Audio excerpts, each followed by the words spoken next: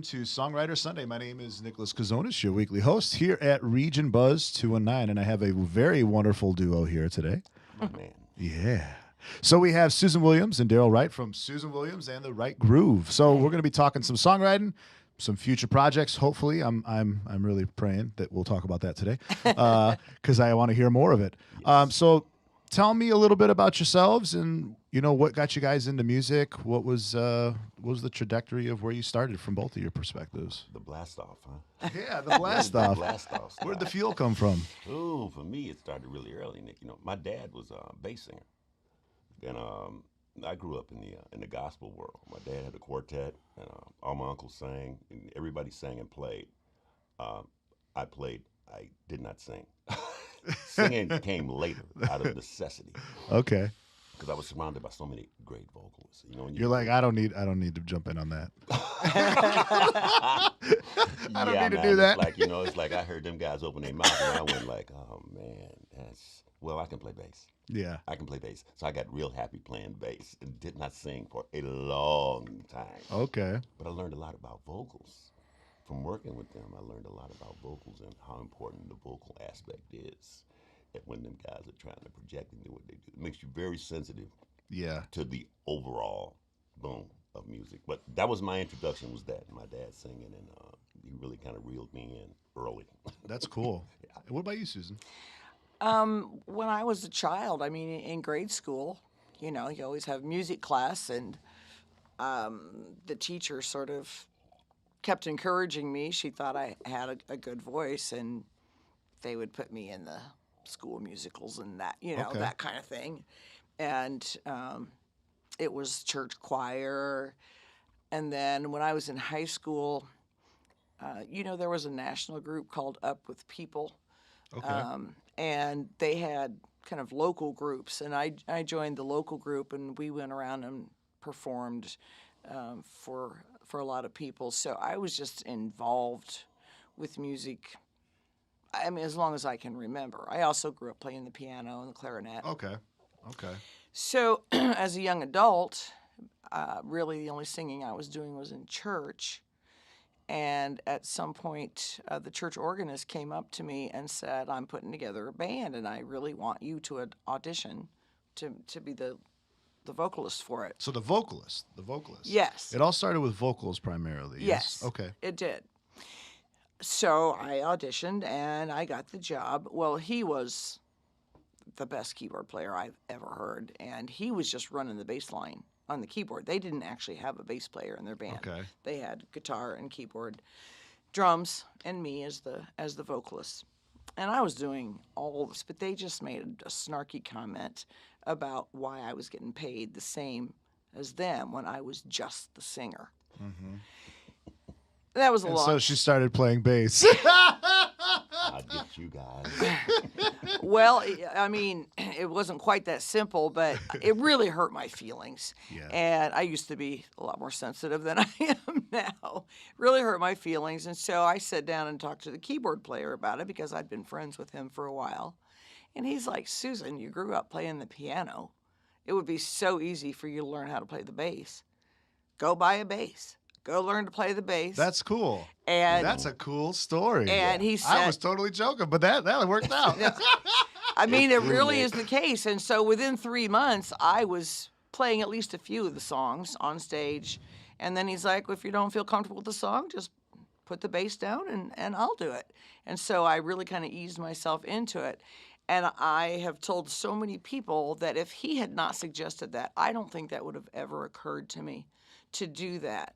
But he made me what a cool more marketable, story. That's awesome. By being a singer and a bass player. So since I was already singing these songs, I learned the bass line while I was singing, so they're so interconnected for me because people say, well, how can you play the bass band or whatever, and their bass player. It's like a deer in the headlights. I'm like, first of all, I don't know what to do with my hands. You're holding the microphone like this? Yeah. Yes. I either have to play air bass or I'm holding on to the microphone for dear life. And I always worry that I won't remember the words because my brain it's a muscle thing. Has them connected with playing the bass. Absolutely. I have my little because I play in so many different groups now, right? Like between Caught on Klein, Nick Kazonis, my solo stuff, and then sometimes I play with you, That's wonderful, right. amazing, lovely people. But it's just like, like when I'm singing, every situation is different, so the muscle memory is never exactly the same. Okay. And so I try, and as musicians, we know, like, sometimes you got to, like, back out, right? So I always have my little cheat sheet, like my phone or my iPad, just for, like, the first line, and then I'm like, oh, I'm good. Once I got the first line, That's exactly I'm right. good. Oh, yeah. And sometimes I same way. don't, but there's, like, certain tunes where, like, the other night someone asked me to play Last Kiss by I know you're talking about. you know the song I'm talking about. And I was like, I haven't played that in like 7 years, but I know it. And so I was like, what are the words? And I was like thinking about it. I was like, what's the second verse? And I had to look, like that's the kind of thing. But Right. anyways, that was a tangent. Sorry, I do these quite often if you've seen the show. That's all right. And I love That's all what we you do, Nick. We like your That's what we stories do. too. Once Oh, we yeah. start telling stories, we kind of yeah. dig into the psyche, and other stuff starts coming out. Oh, trust me. We've talked about astral projection. We've talked there you about go. all kinds of fun stuff here. Exactly. Yeah. So cool. So we have a little bit of a history now. Where did like the trajectory go from there then? Like with the Okay. like So was it like specifically like church gospel kind of music, and then No, how did it it transition was- into secular music? Well, for him, I guess it was. For me, Okay. this was a band that played everything from standards from the 40s Oh, up wow. to what was pop music at that time, which was in the 80s.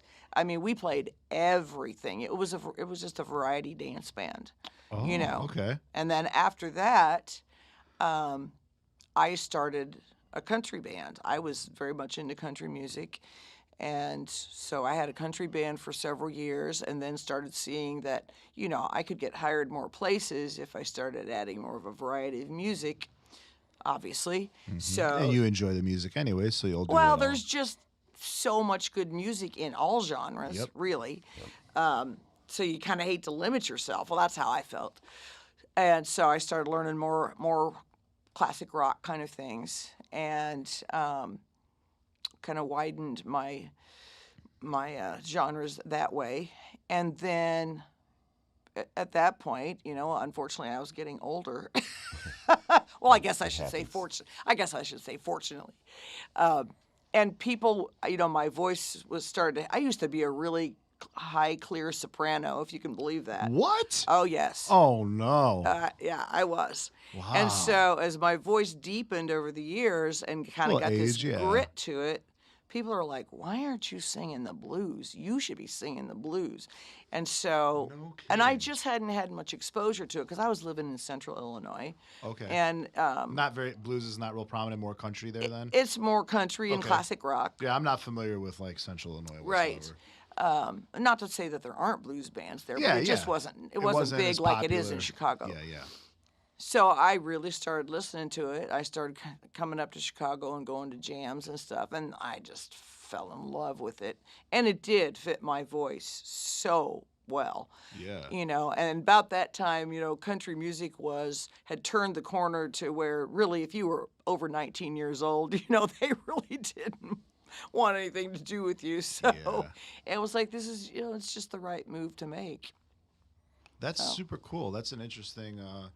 That's very interesting. So now you kind of start going to jams, you start playing blues, and then when did this transformation of Susan Williams and the Right Groove like kind of formulate? Like how did that happen? Okay, so 6.5 years ago, Okay. I was living in Springfield for a short amount of time, and they have a blues bar in Springfield called the Alamo. Well, every Monday they would have what they call Blue Monday, and they would try to catch road bands that were coming through that, were looking for a midweek gig without having, to pay an exorbitant price or whatever. Yeah.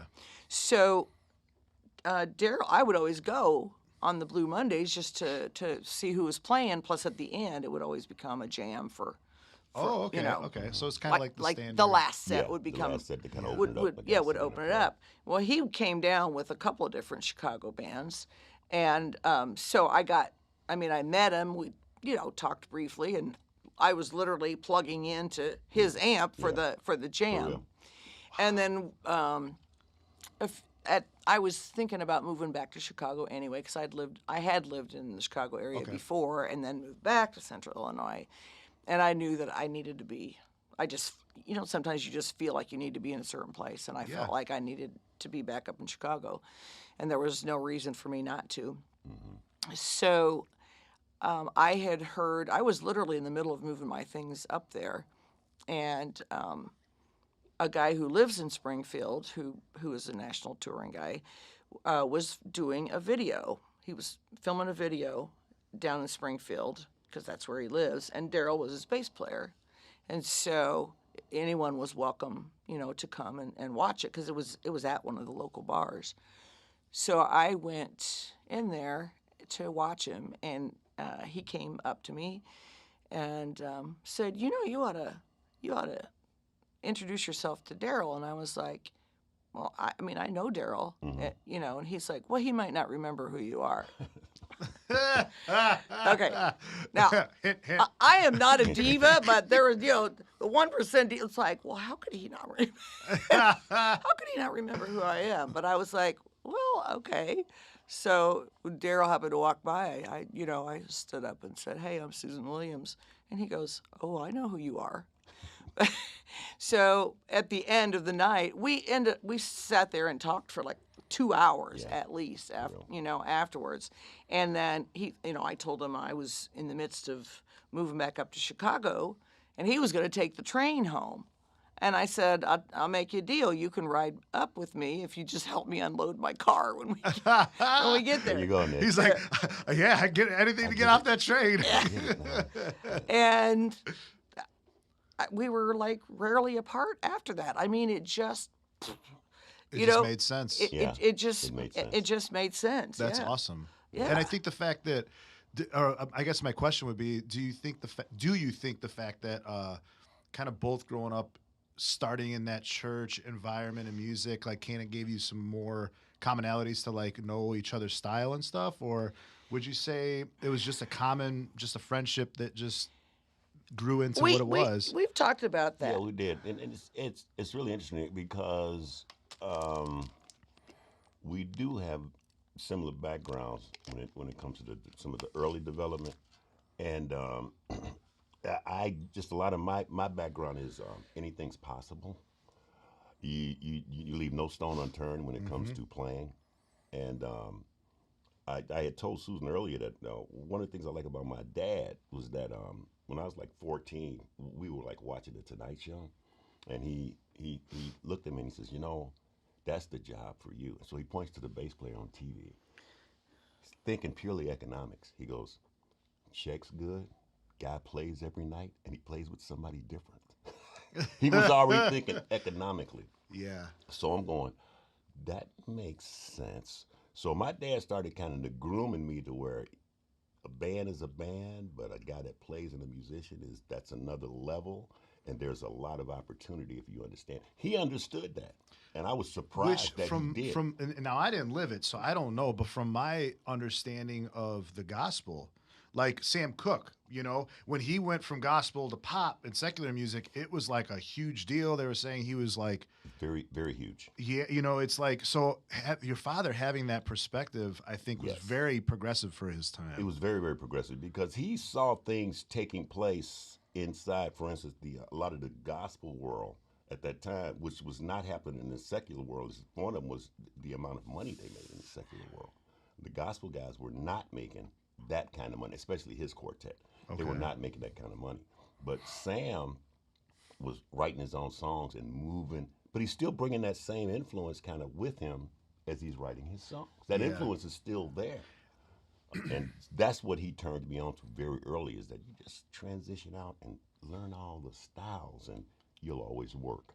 Kind of like being a good carpenter. If all you can build is a bench, you're not going to work much. You're not going to work much, But if you're an all-around carpenter, building everything, you're going to you get will more be work. hired by many people for being good at your craft. And that was my big introduction to craft and what you can do with it.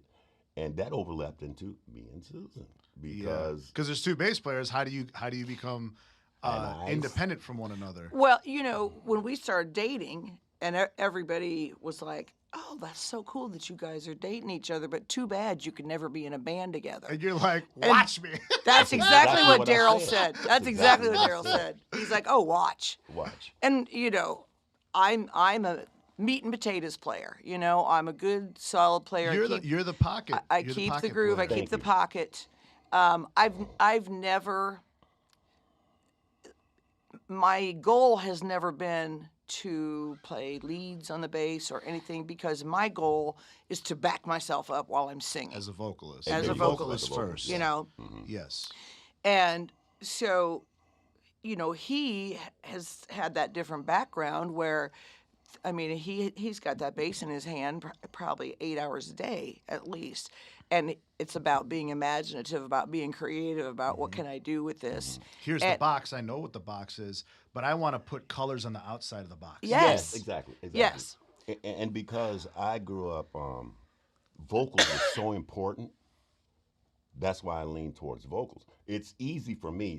It's kind of hard sometimes to corral yourself and not. You have a lot of information, but you don't need it all. You only need what you need at a certain given point in time. Mm-hmm. So I understood very early how important vocals were. Darryl, you need to be right here. We're doing this. You need to be doing this. And my dad and my uncles had no music background. I had one uncle play guitar, and he tuned his guitar open, E open, So he could just go like this. but great voice. It was all about accompanying themselves. So I learned a lot about vocal and listening, which made, I can play. Yeah, we can do something together because she can sing. It's about the vocal and selling the vocal. So I started to look at Susan, and the way we really started doing it, Nick, I started going to her gigs and just bringing my bass and sitting along and playing. Experimenting of what sounds good. Oh, God, that sounds like shit. This sounds really good.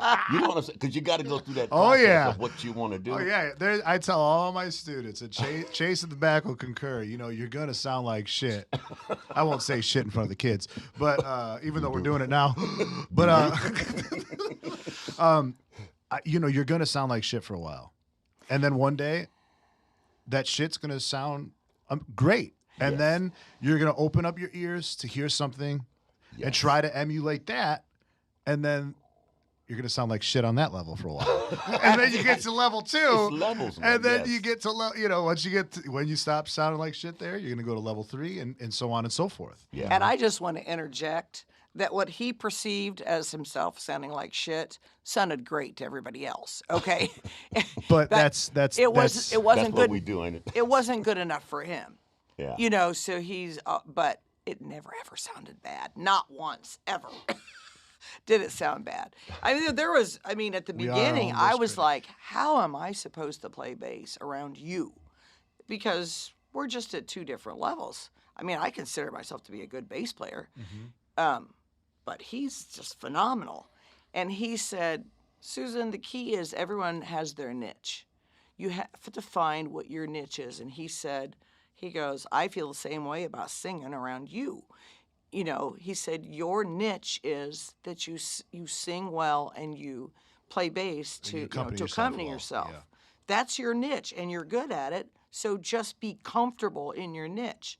And then he says, I do what I do. And then after he said that, then I was totally okay with it, because it put things into perspective. It puts perspective, Yeah. Absolutely. Absolutely. And then, like I said, I ended up singing out of necessity. But, man, when I finally did start to sing, people started pushing me because I have a deep voice. So they would start, you got to sing something, you got to sing something. I didn't realize how much information I was pulling in as a child from watching my dad and my uncles sing. Just out of curiosity, what was your family's band quartet? The Harmony 5 Quartet. Okay. Out of Pine Bluff, Arkansas. All right. Yeah, out of Pine Bluff, Arkansas. Yeah. That's pretty cool. It's like 3 brothers, 1 brother-in-law, and then my dad. Did they ever cut a record? Yes. I have. Now I gotta I'm gonna hear. send you something. I need them now. Yeah, I gotta because I get you love that old stuff. I love it. I'll get you a recording. My first recording, I was 14. Okay, I'm gonna send you the stuff, and wait till you hear their vocals. That's gonna be awesome. Yeah, I think- it's just so much fun. Wasn't it your sister that found a copy of the record, like on eBay, like in the last couple of years? No way. Yeah. She did. She found one, and then a couple of my cousins found some of the old 45s, and then turned them into digitals. and sent me the files. So I have some of the recordings at home. That's good. I have That's some of the real good. recordings on the file. But yes, my sister found one of the records on eBay. On eBay. I couldn't believe it. I go, That's insane. wow, yeah. Yeah. Do you happen to know just how much it cost? That she bought when she bought it, like, because I'm assuming if it's that rare, it was probably pretty expensive, right? I don't know. I don't know. I'll have to ask her. Yeah. I That's don't it. know. That's just me as like a vinyl head. Like Vinyl I'm head, just yeah. I'm just curious. Well, speaking of records and stuff, let's talk about the song we're gonna be doing. So, what's the first tune you want to play? Oh, well, let's do Shame on You. Okay, let's do that one, and then we'll talk a little bit about it. Okay. Alrighty. Okay. Shame on you. Take one. 1, 2, 1, 2, 3, 4.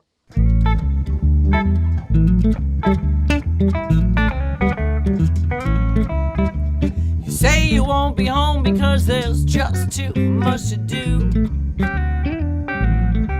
But you tell me that you'll call me about 1:45. Well, now it's 7:30, my phone still didn't ring. I guess it's just because your word don't mean a thing. Shame on you Shame, shame, shame for on you. treating me this way. Shame, shame, shame on you. Shame on me Shame, shame, shame for not on me. walking away.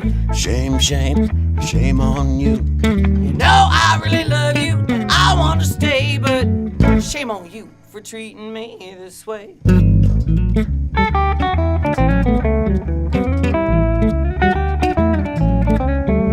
I treat you like a king, even though you play me for a fool. I wash your clothes, I cook your meals, I make sweet love to you. You take all that I give, you think it's just what you deserve. You give me nothing back, I think you got a lot of nerve. Shame on you Shame, shame, shame for on treating you. me this way. Shame, shame, shame on you. Shame on me Shame, shame, shame for not on me. walking away. Shame, shame, shame on me. You know I really love you and I want to stay, but shame on you for treating me this way.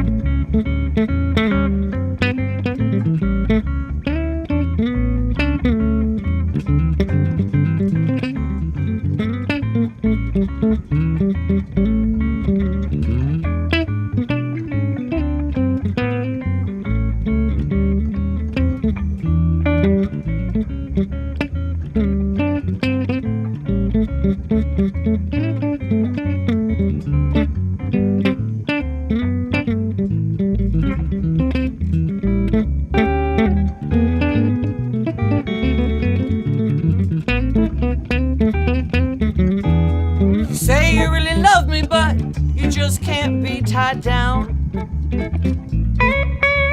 You know I'm true to you, even though you're running round.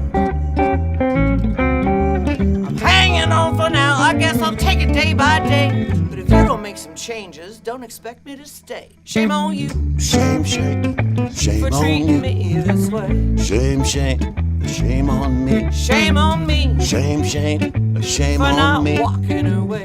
Shame, shame, shame on me.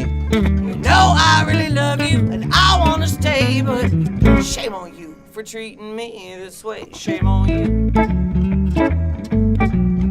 Shame on me. Shame on you. Shame on me. Shame on you. Shame, shame, shame on me. Shame on you. Shame on me. What am I talking about, baby? This is all on you.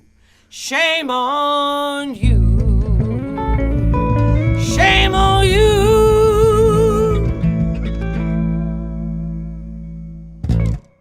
So that was Shame on You. Yes. Now, that was released. I did a little bit of homework this week because I had to learn the tunes as best as I possibly could. But 2018, right? Was it 2018 release? I thought it was And 17. recorded. Yeah, I think it's think it Okay, was maybe 18. because I was listening 17, on like digital Yeah. platform. Did you digital after the initial CD, or was it all at the same time? I think it was all at the same time. Oh, okay. Yeah. Maybe I'm wrong. I mean, you know when your CD was released. So anyways, were these songs that were like a collective group of songs that were like pre-written many years prior, or was it like I'm going to do an album and I'm going to write some tunes? Like, what did that look like? Okay, there were a couple of songs that I had written years ago, but for the majority of it, it is time for me to do a CD. That's why the CD is called "It's About Time," because when I told people I'm putting out a CD, the reaction was, "Well, it's about time," you know. So it's like So you've never done anything prior to It's About Time then? No, not recording wise. Oh, okay. So for the most part, I was that's what- writing songs for the CD.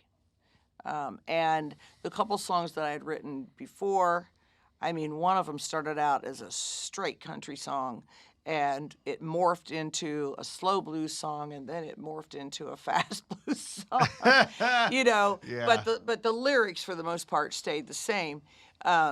So yeah, there was a lot of metamorphosis going on. Okay. Now, so in this song particular, do you remember the writing process for any of these tunes that we're going to cover today?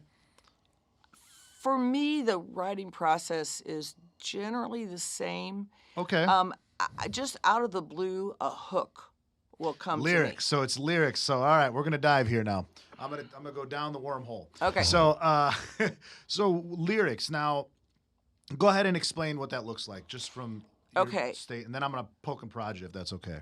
to me. Sure. All right. Okay, so I'll just think of a hook, just sometimes out of the blue, sometimes from listening to a TV show or, you know, whatever. Something that makes me go, oh my God, that would be a good hook for a song. And I will literally write down that hook. I have a list of hooks, you know, that's Okay. really long. It's like, I'm going to get back to that one of these days. And so when I am ready to write a song, I sit down and I look at some of those hooks, you know, and then some of them, it's like, well, that one would kind of go, you know, with that. But I have to be just in the right mindset. I can't sit down and force myself to. I know some people sit down and just write every day. I just cannot do that. I have to be in a certain frame of mind, and I can't even put into words what that is. I just know when it's time to write a song. People call it a lot of times flow. They say like there's a flow to it. You know, you have to be in a state of flow. So that's like a very Eastern kind of mentality to it. But I find that is more of the case, and I also find from talking to everybody, there's a specific time of day that everybody finds their flow. What time of day is your flow, would you say? Ooh, I don't know that I have a time of day. Oh, really? I don't think I have a time of day. Okay. I've done them in the afternoon. You are the first person that doesn't have a specific time. Okay. I do a lot of them in the evening. I don't probably do any in the morning because I'm not much of a morning. Okay, so you're not a morning writer. I'm not a morning writer, but afternoon or evening, it's just when it hits me. And I've always enjoyed writing poetry since I was a kid.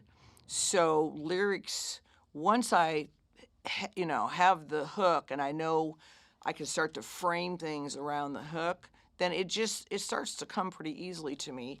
And I have to have some kind of an idea of the melody or, at least what kind of feel the song's going to have so that I can make the lyrics fit, with what the beat of the song's going to be. And then I just write it. And then I'll play it for Darryl. He's really a wonderful arranger of songs. Okay, so you do more of the music and the compositional Yeah, stuff? and I write songs, but what I'm trying not to do is superimpose my songs on what she does, because she plays bass and sings. So I go, I'd like to see what your process is, how you do it, then how do I blend into that process, as opposed to I wrote this song, this is the bass line. Okay. Well, she got to sing it. So it's a co-writing almost, but more of you're really just an arranger almost. Yes. Okay. Well, I'll say, I can hear it this way with like this kind of bass line, or I can hear it like this way. What sounds the best? And then he'll tell me what he thinks sounds the best. A lot of times he'll help me with turnarounds because we want to make sure that we don't have the same bass line on any two songs in the record, of course. And one thing I like about your tunes in particular is I played a lot of blues and backed up a bunch of different people and stuff, and the turnaround is not just a standard 5/4 all the time. Right. No, it's not. A lot of time it's like a 3, 4, 5, and then it goes back to a 1. It's like you do little things like that to me where I love it because it's subtle. But it's subtle, but it still has the same effect. Right. It brings you back around. So, Yes, right. So So a lot of times he's responsible for that, where he'll say, well, instead of doing the 5/4-1, we could do this, or, and it always, sounds great. And it just adds that little bit of difference. A little bit of twist. Oh, yeah. So that, it's, we try to stay fairly standard blues, but then, my idol is Bonnie Raitt, and she doesn't do standard blues. I mean, hers are all over the place. it's oriented around blues. It's right. It's not. I agree, It's Nick, not yeah. straight Yeah. ahead. Yeah. So we just try to do what sounds, what we think's going to sound the best and come across the best. We look at all the genres and go, many of the genres are blues influenced. So we try to stay in that ballpark of being influenced, which is the bottom line is called response. Play, answer. Because it Play, comes answer. from, again, the church, the call and response. Exactly. That's from the church. In the It's called responsitory, response. right? You have someone says something, and then and with you, like amen, or peace be with you, and amen with you, and all that That's sort of thing. that's all called response. That's Exactly. called response, and that, like for people that aren't aware, that actually is one of the most antiquated forms of musical things ever. It really and the is. reason that it's grown up through spiritualism and all that in American music specifically is because of it's an African. It derives back to African Africa, times yes. because they didn't have pitched instruments and No, it was all percussion and vocals. And vocals, yes. So it's a really interesting thing when you when I took music history 1 and 2 at Columbia, we learned so much about like tribal music and you're like, this is just the same thing. It's just not pitched. It's not chordal. Right. But it's all rhythm. So I think that there's because music was meant to be folklore that taught if you were a fisherman, it taught you how to put a hook on a thing to make or build a net or that sort of thing. It was about your job and your lifestyle to help. Absolutely. It was an educational thing, but it was also an expression through dance. So Yes, it was was. very strongly done on rhythm. Right. Anyways, I'm going into my music nerd stuff, and I don't have to. But we're right behind you. Follow the lead, sir. Yeah. Cool. So now, when you're writing the lyrics, do you have the bass in hand, or you just kind of have these notes and then you approach the bass? I usually have the bass in my hand. Okay. Yeah. Okay. I usually have the bass in my hand. Gotcha. So the melody is, like I said, kind of coming as I'm writing the lyrics so that I know that everything fits.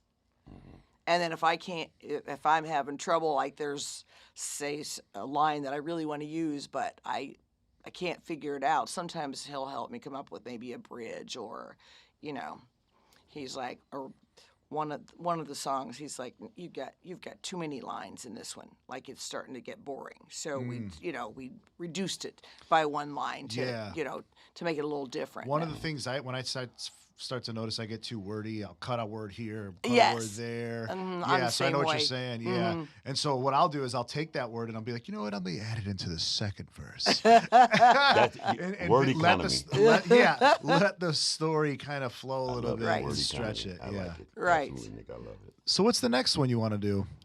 Let's do One Way Street. Okay. Cool. So this one's called One Way Street. One-way street.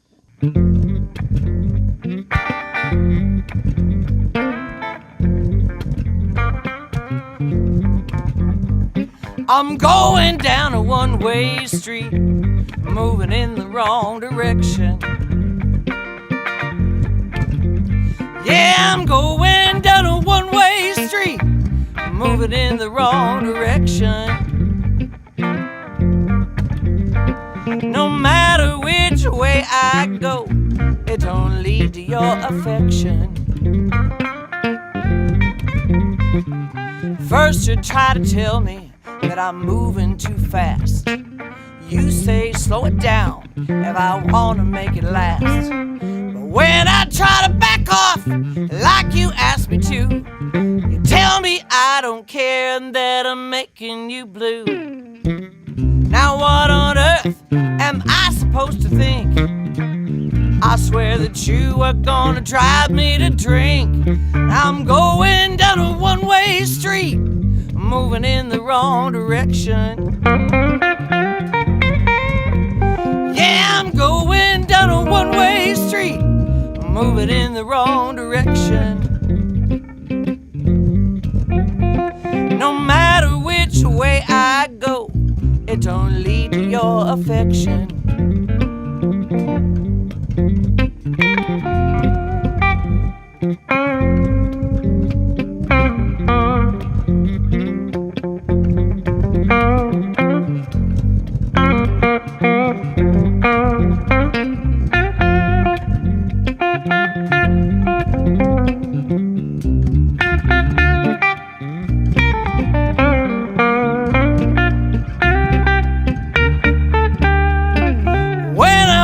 Go out, you wanna stay in. But if I feel like staying home, you wanna see your friends. When I wanna make love, you tell me not tonight. No matter what I say or do, it never seems right. I hate to say it, you seem happy when I'm sad. I'm at a crossroad 'cause you're driving me mad.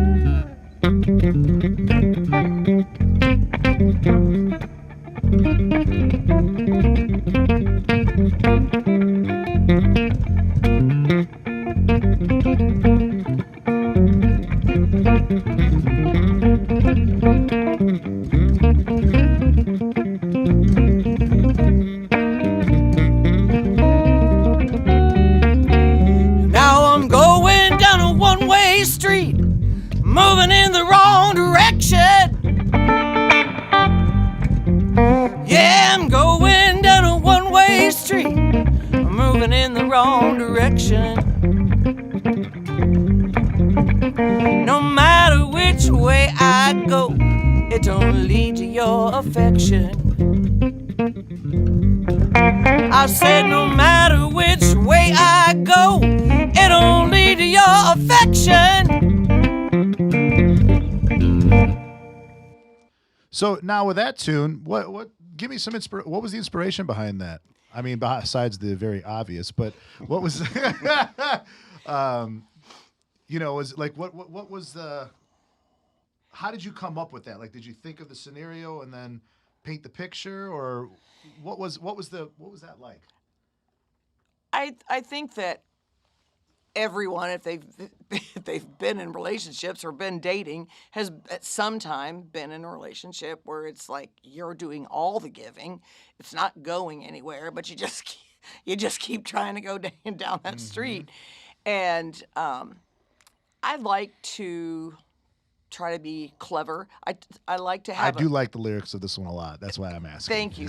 I sort of, not always, but sometimes get sort of theme oriented, So since I was going to talk about one-way street, then I tried to use words, you're driving me mad and, that kind of thing. Yeah.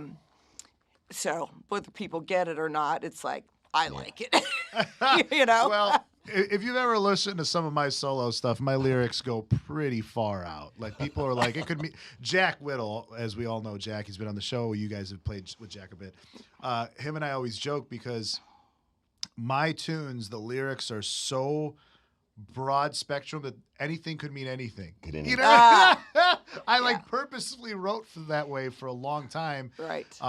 Me personally, because I was like kind of self-conscious about like talking about my past and things like that. Now I'm way more literal. But at any rate, sorry. Essentially, with that, then go ahead and continue. I interrupted you. I didn't mean to. No? That's okay. Okay. No, that's fine. It's just once I sort of figure out what theme I kind of want to go with, then stuff just starts coming to me, and then it's like, well, where can I put that in the song? Or it's Yeah. or I could change this word so it has some kind of a road or car related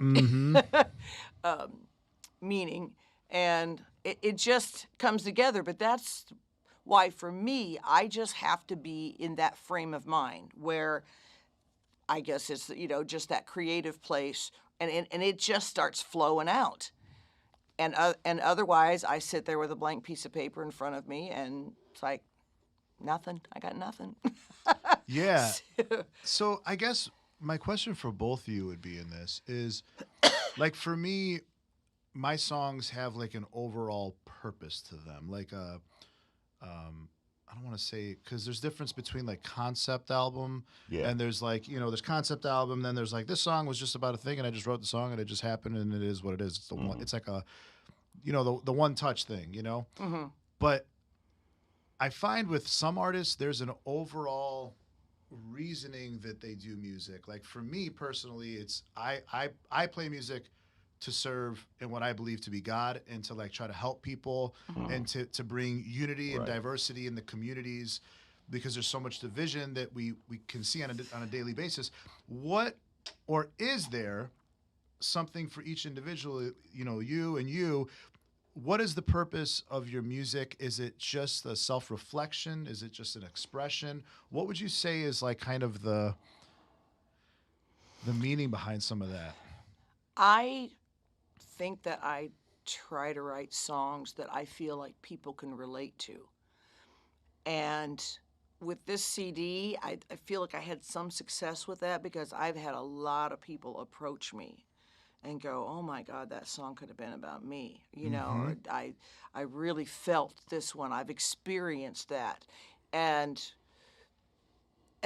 that's what I'm trying to do. I don't want people to go, what the hell is she talking about? It's like, oh, I've been there too. Because I think it draws people in to the song.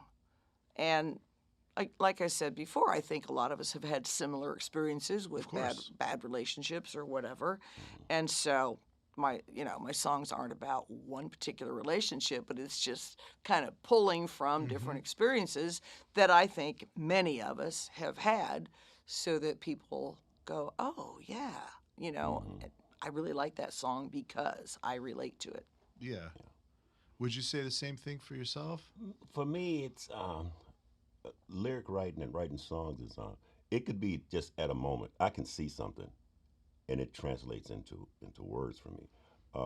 I wrote a song a few years back, and I was on the road riding, and started to cloud up, and immediately I wrote, lightning bolt hurled in the western sky. The sun is sleeping, looks like rain. Black water in my hand, no cream, no sugar, man. I need to wake up right away. I was on my way to a diner to get a cup of coffee. That's what that was, and it came out like that. And I went, that's probably something that I do. Is I look at stuff and then I start jotting it, then I leave it down. Then I go back and try to, let's put some music to that, because it was like a nice little story. Now, but that's my process, how I do it sometimes. Okay. So like I find that there's people who are very literal, like you said. I can't sit and write every day, right? Like, I can't do that. No. And then you say like you're more of like the flow period, like something inspires you. You're like, ooh, I need to take this. Like you said, the hooks. I got this hook, one-way street. Well, we know what a one-way street is, but it also has a lot of metaphorical meaning. Exactly, and that sort of I thing. like to use that kind of stuff. Yeah, so that I love about your writing. Now, would you say that the song, like, do you ever have, they call it Nick Tremoulos at Columbia used to call it the night muses, just give you this song. Like, you just wake up in the middle of the night or in the evening, you sit down and you're like, oh, there's the thing. And you literally just are a conduit, so to speak, of some kind of like energy source that just gives you this song. Yeah. And you're like, I don't even know where this song came from, but it just happened. Do you ever have that moment? I do, but you know what happens when I get home? Do you think I ever remember it by the time I get home? No. I always joke that, I've forgotten more more Oh. number one hits, you know, than because at the time it's like, oh, that's brilliant, you know, and then I get home, it's like, what was it? And it Yeah. makes me so mad. So do you how now this is another question we ask on the show every week. Does technology help or hinder your or is it a mixture of both for your writing process? Because Well, in that situation, like one of the guys was like, I'll be thinking of something in my car, and he goes, I can't sit down and write pen and paper because I'll get an accident or something. He takes his phone and he does voice memos. Yeah. Well, when this first started, you know, phones didn't have that voice recording. So I actually think I asked for some kind of a little hand recorder for Christmas one year, and I got it. But then, do you think I remembered to have Put it in the have car? it in my car? No. Or you try to do it and the battery's broke because it's like a little AAA battery. Right. Yeah. You know, and so even with the one on the phone, now my phone does have that. But, you know, you're driving. Do you really want to be scrolling through to find that app? And then, you know, it's like I'm going to get pulled over. They'll think I'm texting. So, no, I have to say that it could be very helpful to me, but in general, it's not. Okay, That's so- because of me. Yeah, but that's what I'm saying. Like some people rely solely on technology to write. You know, like, oh, I need someone to sit down and create this drum loop that helps me write this guitar part. Okay, so you guys are just I don't need that. And I tell you, one of the problems I've had too is I can be playing on stage and an idea comes. That's not a good time. that always happens And to that me. happens to me all the time. And it could be something from somebody just hits the way they voice on a chord, and I go, God, that would sound great. And oh, wait a minute, we're playing a song. I need to stop. Am I in the bridge? We're in the bridge, right? We're in the bridge. That's the one thing I don't like about it. Sometimes you can't turn it off because it just happens. Yeah. It's a blessing, and then sometimes it's in the way. You know, I need to be concentrating on what I'm doing right now. But when you hear that initial sound, or a lyric, or something sparks, and you're on stage, and it's like, and you want to get it out so bad, but you can't get it out because you're in performance. Yeah. Now, how do you save it? So what I've been doing is I actually have a thing where I try to really be conscious of not having electronics in front of me all the time, because here I'm at the studio, mixing, recording, mastering, and all this kind of stuff in front of screens, right? All the time. Then, you know, like I go home and I'm listening to music, and it's just like, when do I actually get like quiet time? Like when do I actually just like, there's nothing besides birds chirping outside or my dog like chewing on a bone or something. You know what I mean? Like when do I get those moments? And so I've been trying to consciously make that because it is much healthier. You know, like too much screen time is very unhealthy for your mental health. And I find that what I do is when I'm on a gig, I'll have those moments a lot. So I bought this tripod that holds my phone. And I record typically people don't even know I'm doing it. I'll set it like behind the speaker or something.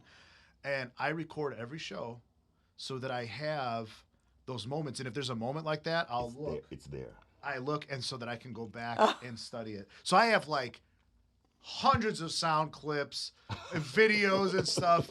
And of course, I'll go back to it and I'll be like, well, that was a terrible idea. You know, At the time, it like, sounds brilliant. delete, you know? Delete. Yeah. Oh, No, yeah. I'm just teasing.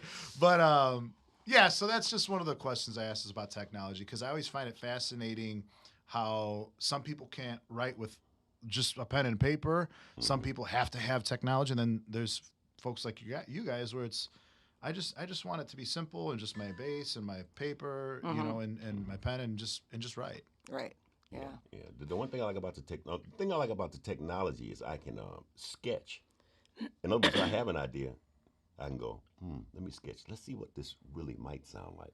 That's the great thing about the technology. But for me, the most part, it always all comes in my head all at once. And now it's a matter of how do I reproduce this sound? Yeah. That's the technology part for me. That's like, how do I reproduce this sound that I'm hearing up here as a whole, a collective, all of it. With the group and not just me. Not just me. Not just me, yeah. Exactly. So that part of the technology I like, because I get a chance to kind of, dabble and go, that sound might be nice. Yeah. But that's after the song's been kind of put in my head. What does that look like for you? Is it like a computer with like a recording software? Is it just a phone? Is it? A lot of times it's just a phone, Okay. or I'll go to, we have a keyboard at the house, I'll hit the keyboard and go, this chord here would sound weird. Or there's been times when I'll ask Susan to play something so I can play against it and go, what does this sound like really? Plus Rather the than fact- just hear. And just my ears, exactly. And hear it all. Plus hear how she sounds, as opposed to, you know how it is when you're the same sound for everything. Yeah. That's like, that kind of varies, like, okay, I'm me, but what if somebody else is doing this? How do I blend with that? So it's so many things I grab from and do, but that the technology, yes, and then again, I could just do it with just pen and paper, just listening. I find that I have a healthy mix of both. A balance. I would say, yeah.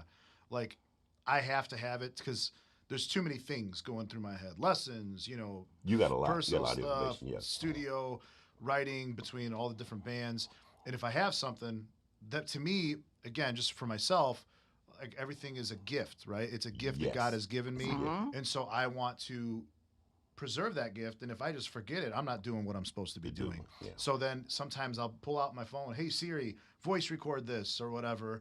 And it helps me because I can go back sometimes 6 months later where I'm like, oh, I'm in a writing mood right now. Let me sit down and go through some of these old sketches. And I can go through and I have them all. Yeah, you yeah. know? So I'm assuming you guys have some of that too. It's Yes. very similar. Yeah. Sketches and everything. Very we got similar. sketches. We got notes and sketches everywhere. You got skeletons in your closet. Plenty of yes. skeletons. Yeah. I told Darryl, one day I wrote a song during the pandemic. I mean, I should have written a whole CD during that time, right? But I didn't. But I did write one song. Well, there's been a lot going on. It's a lot to process. Yeah. But, we had so much downtime, it would have been a really smart time to do that. Anyway, I wrote an entire song, and it was cute and funny, and I really liked it. And then I said, I need to start playing this out. Do you think I can find that piece of paper with Oh, the whole... no! Now, It's floating around I know somewhere. it's in our house. Okay. There's no question about that. But I thought I knew exactly where it was, and it's not there. And it's like, I'm going to have to start tearing stuff apart. It's in your Find this- 2017 tax documents. And you know Do what? you have the That's- receipt from when you that's- went to Montgomery Ward? That's very likely, We got another book laying around the house, too. I had a book of songs. I bet you I got 20, 25 songs I've been writing since I was like 16, 17. We can't find it. Since we moved, can't find it. And it has to be in a box. I mean, it has to And be. these are books, lyrics, everything. The form is down. It's like, oh, man, but I never had a chance to try it with anybody. But I've written them down and sketched them all out. It's like, let me try these with some Yeah. people. Can't find it because I can't remember the lyrics. Oh no! It's gonna be a happy day when we find that We find notebook. it, man, because I'm like, I'll help. I'll come over and help you guys. That's that. Nick, I come hate on over that. today, man. I'm looking for that book. Should I bring some pizza or no? Yes. Yes, because it's gonna take a long gonna time. take a while. We're gonna have to go through the boxes in the garage. Oh, I then I'll bring think. the ingredients to bake the pizza. 'cause Okay, that's gonna yeah. take that. Yes. So what's the next tune? Okay, the next tune's called "I'm Sorry." Okay.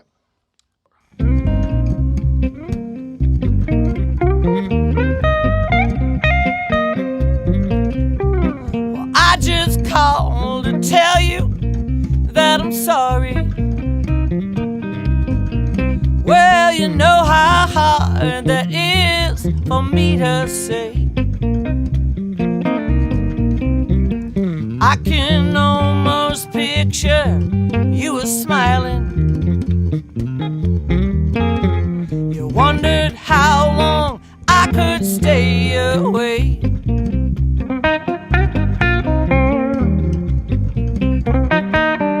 Well, I know you are feeling pretty smug now, 'cause you think you got me wrapped up pretty tight. 'Cause in your mind, you are always right. Well, I'm sorry that I loved you. You know I loved you for so long, and I wish that I had listened when my friends told me to run. Now I said I'm sorry. When I hang up, I'll be gone.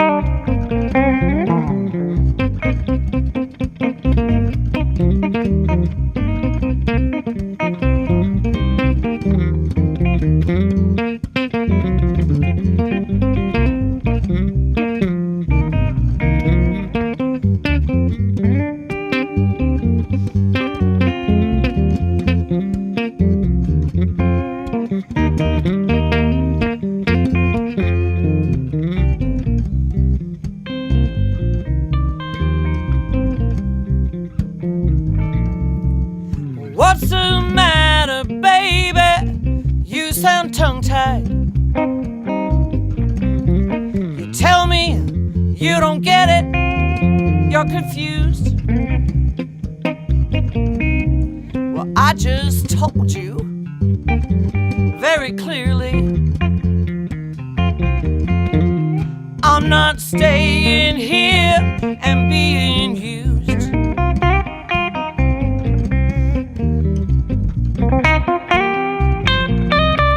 So go on out and find yourself a new love.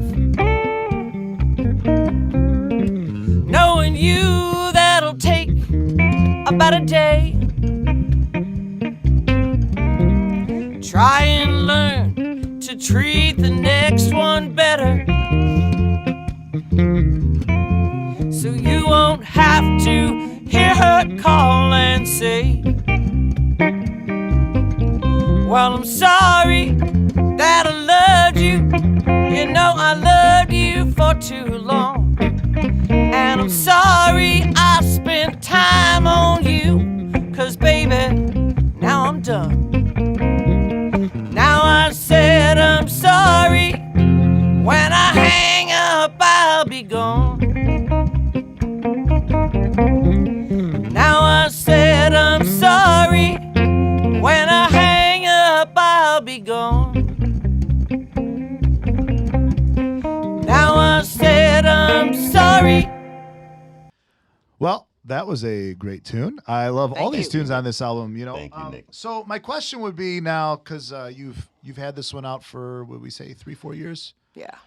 Is there plans for the future of like doing another album? And Absolutely. Yes. I'm starting to write songs again okay, for the second one because now is there it's- any kind of like overall concept to this one, or is it just a Not collection yet. of tunes? Okay, okay, I think we're gonna fuse more genres okay. with this, because I'm a huge fan of like bossa novas, sambas, you know, West African, some of these genres, but always with that little blues influence in it, you know, so Okay. it's that you can recognize that, but also give us a little bit more variation, rhythm-wise and harmonically.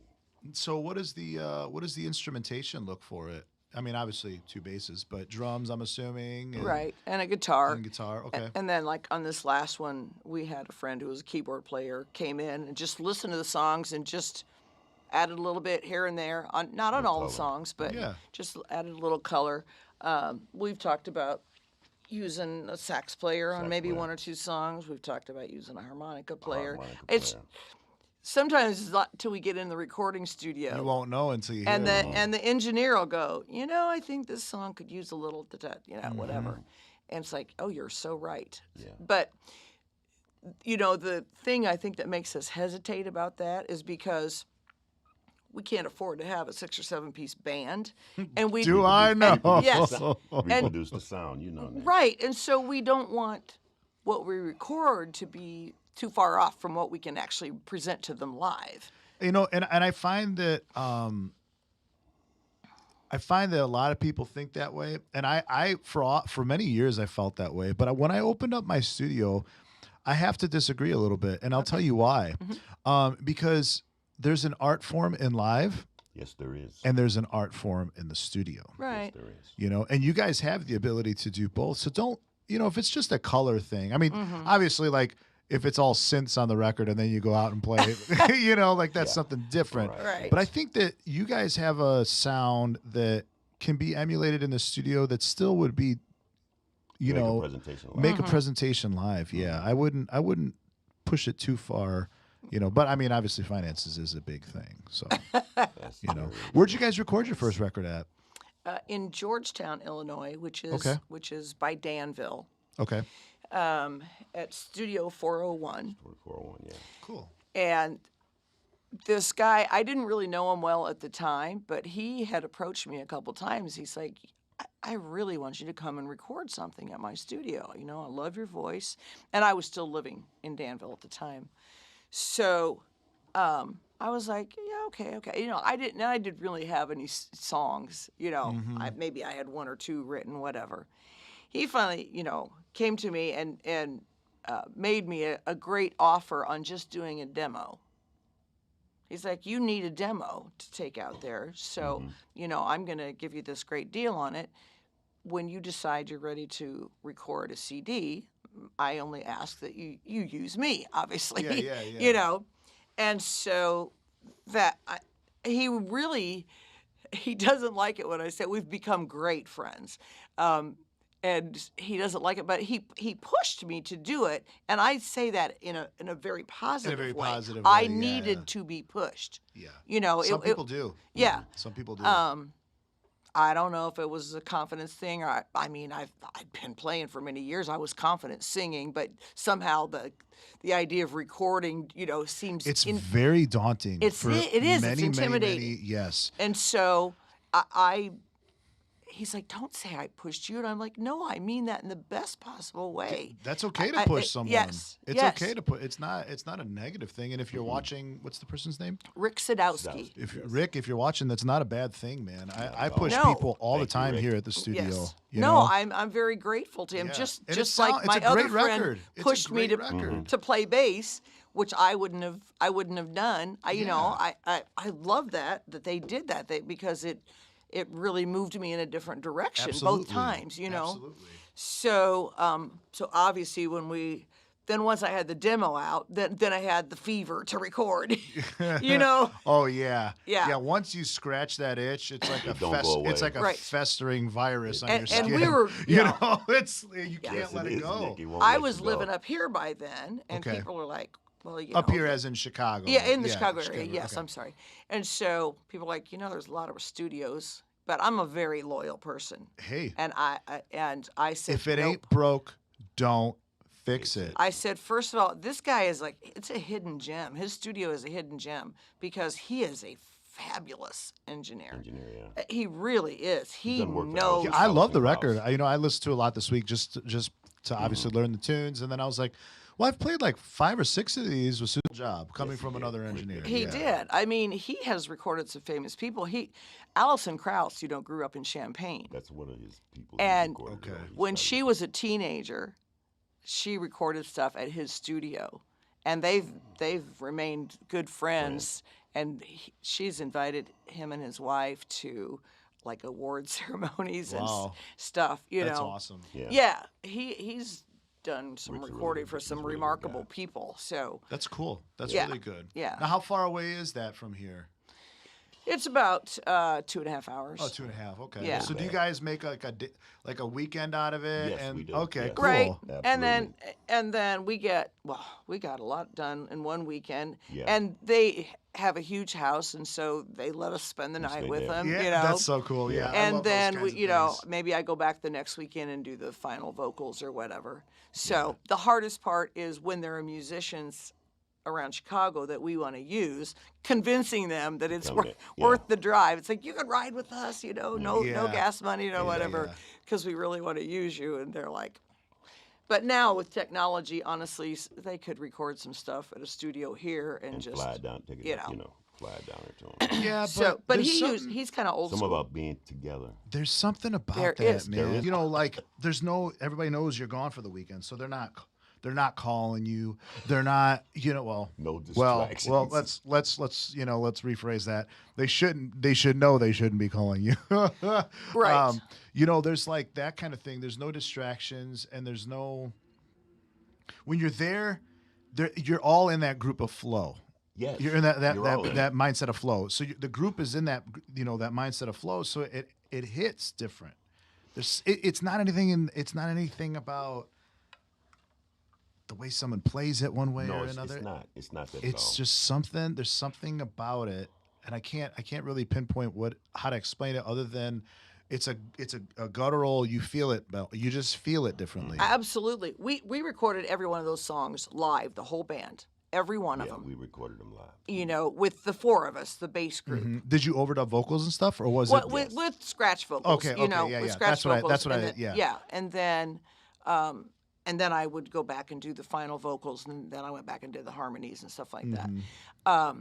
So the keyboard player was the only one who came in separately, but the songs were already down. So he was actually listening to the whole song. Yeah. And I mean, I trusted him so much. I wasn't even there when he did it. It was just him and the engineer.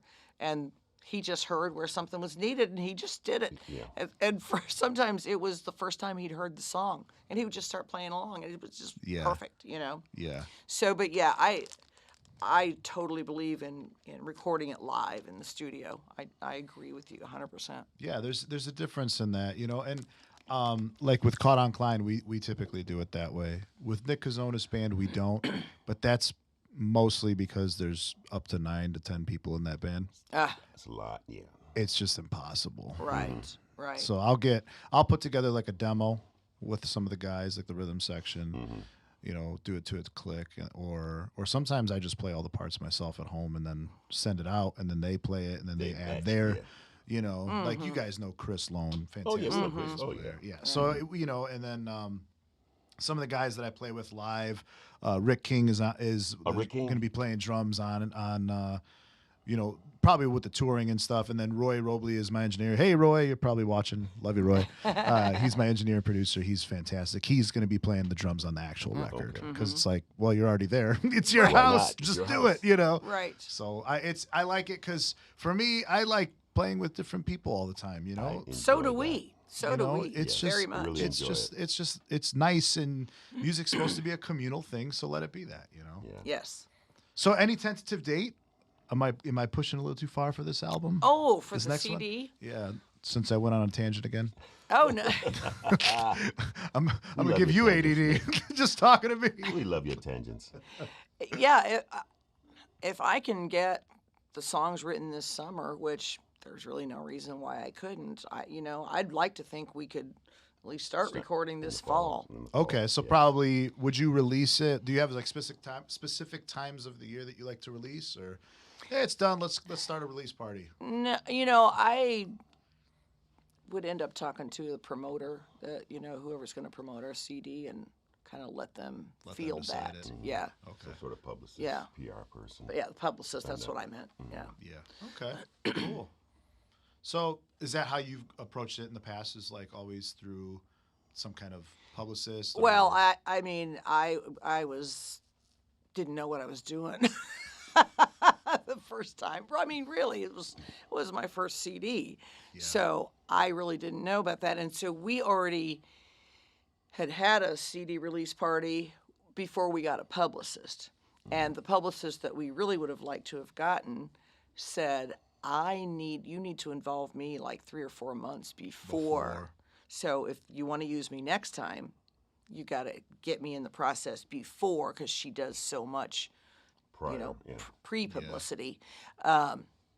So, I mean, That's how you you're live gonna and probably learn. do it, You live and learn. Yeah, for all my releases, I've never used a publicist, but I think on this one, I'm just tired. It's too many hats. It's a lot of hats. too- You it's wear a- a lot of hats. You know, because especially for Caught on Klein's next record, I'm writing the songs, performing the songs, recording the songs, mixing the songs, mastering the songs, putting together the art direction It's a for lot the of music work, man. video. It's a lot of work. You know, taking care of distribution. There's so much behind the scenes that people don't see. Unless you've done it. Even musicians don't. A lot of musicians that don't release, they're like, oh, well, what's the big deal? You just go, you do a record, and then you sell it. It's like, If they have not been in that. you know, it's like, business, why they are don't you realize. charging $15-20 for your CD? You know, the standard is whatever, blah blah blah. And I'm like, you guys just don't get it, man. No. No, people think I'm making money. It's like, no, I'm just trying to get back to zero. I'm trying to get out the red. Yeah. Yes, exactly. I'm trying to get in the black, in the black again. Yes. It's like, it's insane. Mm-hmm. It's insane. It's so expensive.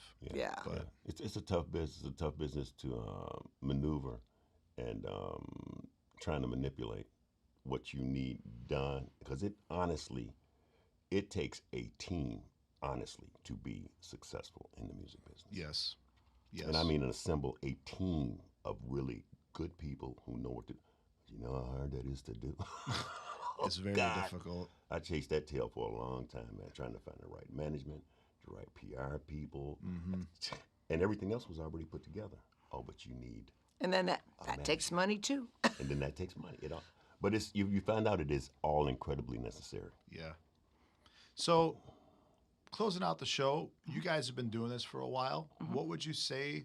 I mean, you kind of just segued it into it really nicely, actually. Right, But thank what you. would you say to some of the younger songwriters that are like aspiring or like trying to do it, or musicians in general, even just musicians in general that are watching? Because we have some young listeners that really kind of tune in and are looking for some like inspiration and like mentorships and things like that. What would you guys say to them about it? Like, what's the one thing that you would say to a musician or a songwriter kind of moving forward?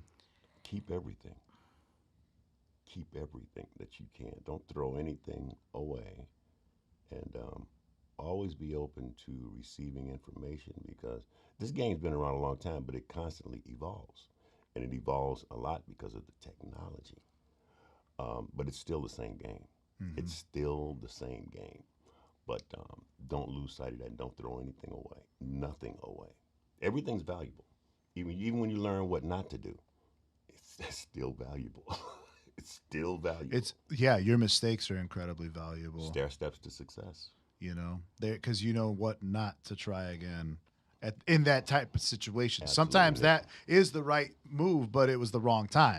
Absolutely. So Yes, that's absolutely. great advice. Absolutely. Yeah. Yeah, and if you write something that's like it's just not coming together. I mean, I have so many half songs. Oh, It's like this is not going anywhere, and I put it away. But you might a couple years later come back to it and have it has an a epiphany. whole new meaning. Yes, A or a whole new meaning. sound.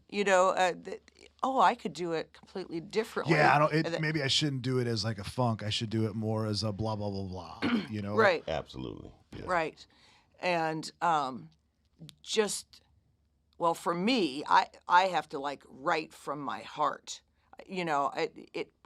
The song has to move me for me to do a good job on it. I can't just write words down, and it just doesn't work for me. It might work for some people, but for me, that doesn't work. I have to literally feel the song, whether I've personally experienced or not.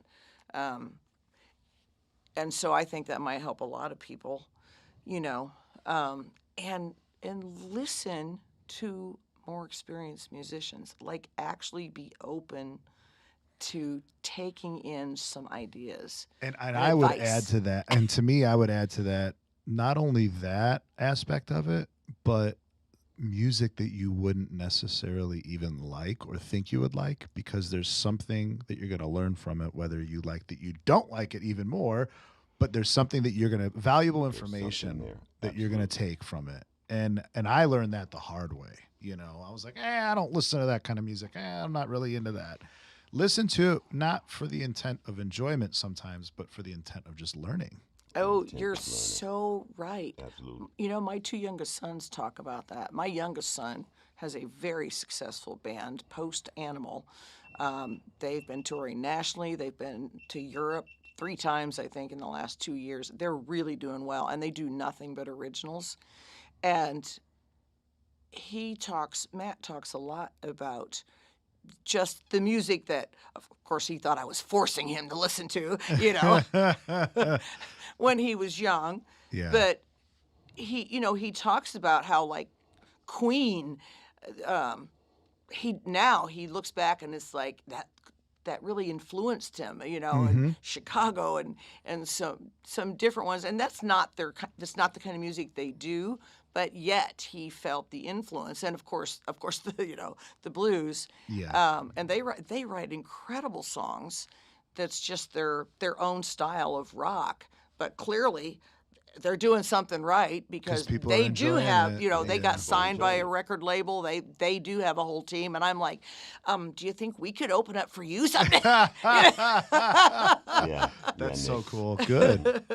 Well, it was really a pleasure to. It's always just a pleasure to be with you guys, because Oh, I you absolutely too. love We you feel guys. the same. Man. But Yes. it was really a pleasure to have you guys on the show and to have a super unique perspective, as a kind of more of a lyricist and then an arranger. Right. And I haven't had that on the show, so it was really nice to have awesome. that. Yeah. That's Yes. good. So we'll have to do this again. Yes. We'll sometime down the road, schedule another one, and Yes, then absolutely. We'd maybe love it. even bring in the whole band next time. That would be sweet. That would be a lot of fun. That would would be. be sweet. That would Yes, be. it would. That We would be appreciate killer. it so much. Yeah, for sure. I would do anything for you guys. So we'll see you again next week, and I hope you guys have a wonderful rest of the week. And thanks for watching Songwriter Sunday. Take Take care. care. God bless. Thank you.